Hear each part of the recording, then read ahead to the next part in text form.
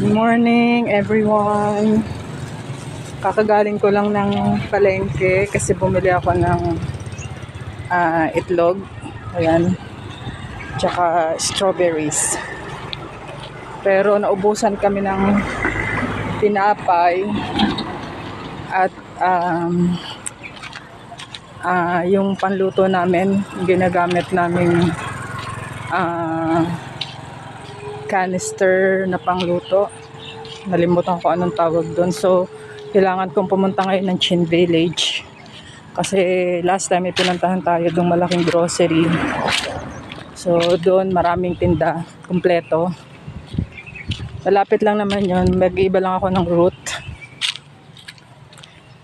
Kita ko na naman si Lola. Diyan naman siya sa altar. Naglilinis. Napaka-devoted ng Lola na to. Siguro siya talaga yung naka-assign dyan sa altar para magpunas nung mga ayun, ginagawa niya. Magpalit ng mga bulaklak, ng mga decorations.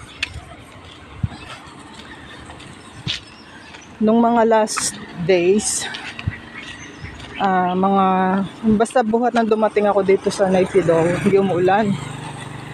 So, maalinsangan. Pero hindi yung katulad na sinasabi ko lagi. Hindi siya katulad ng init sa Pilipinas. Kaya lang nakakaawa yung mga halaman, mga puno. Sobrang dry. Ayan, kung nakikita nyo. Ang daming mga tuyong dahon. Kahit dun sa compound namin, sa bahay, kakawalis mo lang sandali. Mamaya andyan na. Laglagan na naman yung mga tuyong dahon. Buti na lang kagabi umulan. So, natuwa naman ako. Tapos, mga 1 a.m. siguro, pinatay ko na yung aircon. Kasi malamig. May aircon kasi kami ni Jack.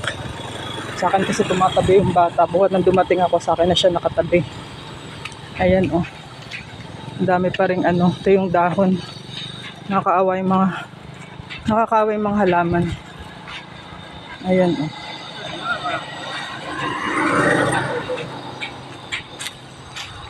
Pero gusto ko yung maglakad ako ng medyo malayo. Katulad niya, niikot ako sa Chin Village. Iingatan ko nga lang itong dala kong itlog. Kasi baka masagi. Sayang naman. Para ang binayaran ko is almost 9,000 kyat for the eggs, potatoes, tapos may kasama siyang sibuyas. I think that's less than 200 pesos. Pero a dozen of egg na yun. Yung isang dosena ng itlog sa atin, mga na siya, 150. Mas mura pa rin dito. May ginagawang construction dito sa dito sa Ministry of Legal Affairs. Sunday nga pala ngayon, kaya nga pala walang mga sasakyan.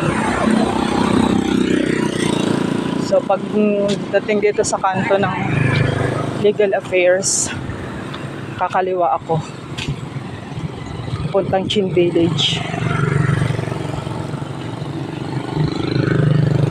Etong compound ng school, ayan, may gumagawa ng mga workers.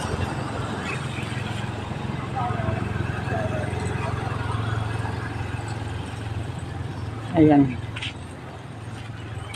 Matagal na nilang ginagawa. Parang ginagawa nila yung bakod.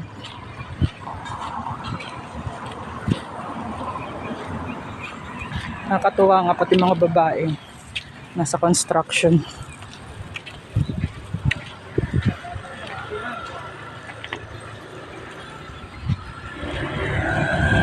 Minsan lang iniisip ko yung mga lalaki na nakasuot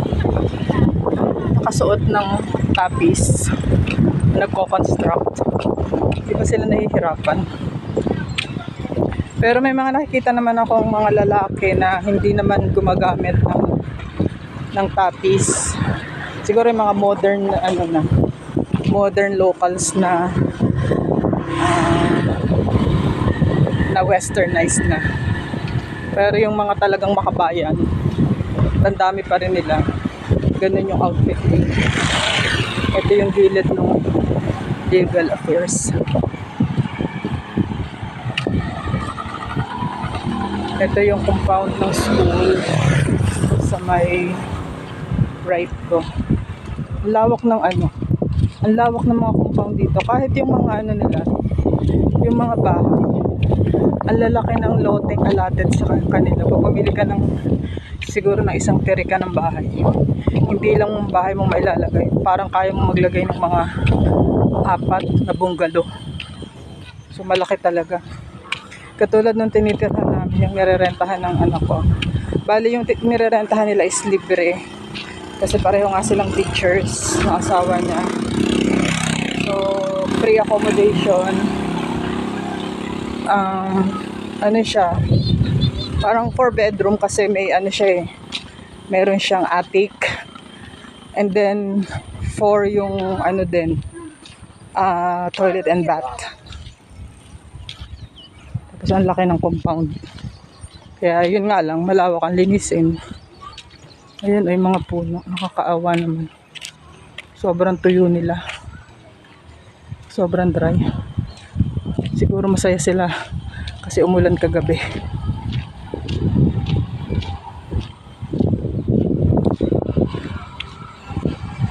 May nagko-construct dito nung nakaraan niya dito sa side na to. Ayan, dyan pa nga yung mga nila, scaffolding. Siguro kasi ngayon, Sunday, rest day nila. Buti nga umabot pa ako ng palengke. Kaya inuna ko muna yung palengke bago pumunta ng Chin Village. Kasi yung market hanggang 11 lang. So kung unahin ko tong grocery sa Chin Village, makapagdating ko, nakapagligpit na yung mga tindera din. Ang galing din nila kasi tatayo lang nila yung mga tents nila. Dapat mga bago mag-11, mag-uumpisa na sila magtanggal ng mga display nila. So everyday nilang ginagawa yun.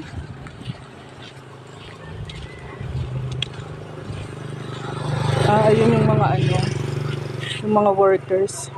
So nga nila ngayon? Siguro nila, rest day pag Sunday. Ayan yung mga tent nila. Andiyan dyan. Ang lawak naman ng babakuran nila. Buong compound ng Hindi ko lang malaman kung compound to ng school o private property.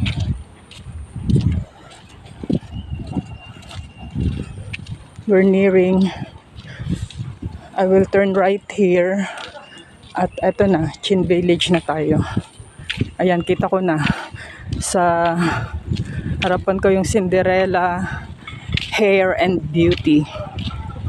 Nang pumunta kami ng Pobatiri nung nakaraan, yung lugar kung saan may night market, nakakita ako ng mga salon. So yung salon nila talaga may nag-shampoo, may nagpe-facial. Ayan pala yung mga workers andito sa side na to. Akala ko sila, naka day off or rest day nila ngayon. Yun nga, yung mga salon nila dito, pwede kang magpa-shampoo, pwede kang magpa-linis siguro ng tenga.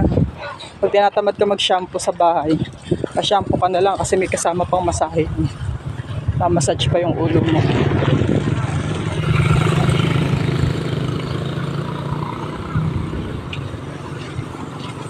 And now we're nearing na the clinic. Kasi sa likod ng clinic na yan, yung building na yan, is yung grocery na pinuntahan ko last time, yung malaking grocery.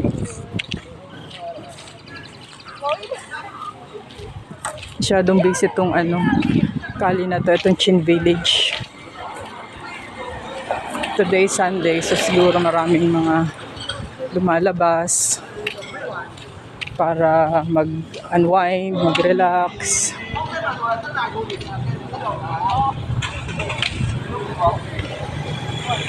Ulit tayo sa kabila.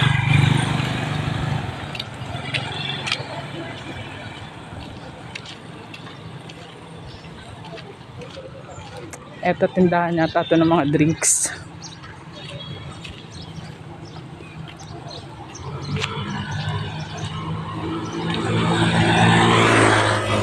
yung mga babae nila sa Pilipinas. Masyado tayong maan sa outfit natin. Kailangan yung coordinated. Sila walang pakialam kahit pattern na hindi magkaka-match ginagamit nila.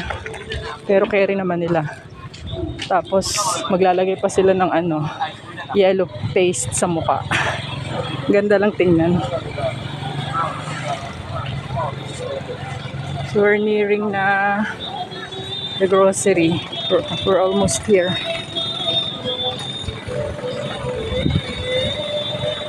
Another booth. So this is the grocery. Ito pala siya, Grand Royal. Sila rin yata yung may liquor store sa may kabilang gilid. Kabilang side ng street. So this is the grocery and we're going in. So I have to say bye now.